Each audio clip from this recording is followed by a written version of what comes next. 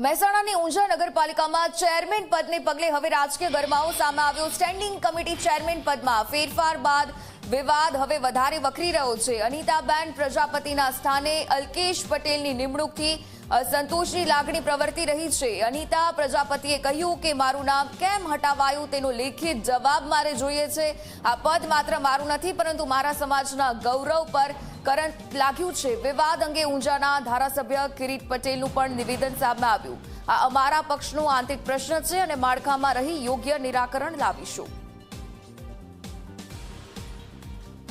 ચૂંટાઈ આવી છું અને પહેલી સભામાં મને સ્ટેન્ડિંગ કમિટી ચેરમેન તરીકે મારી નિમણૂક થઈ હતી અને બીજી સભામાં મારું નામ જ ગાયબ થઈ ગયું સ્ટેન્ડિંગ કમિટી ચેરમેનમાંથી। તો શું કારણ ગાયબ થઈ ગયું, કયા કારણ હેતુસર મારી જગ્યાએ અલ્કેશ પટેલ તરીકેની નામની નિમણૂક થઈ, કયા કારણસર મારું નામ હટાવ્યું, મને જવાબ માંગુ છું લેખિતમાં।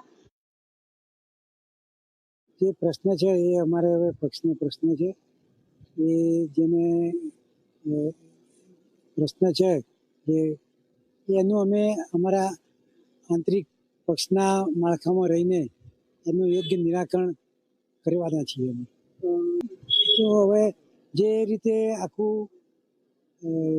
મેન્ડેટ ને બધું આવ્યું હતું એમાં બધાના સામાજિક રીતે જે સંતુલન નહોતું એ સંતુલન ઠીક કરવા માટે આ પ્રયત્ન કર્યો।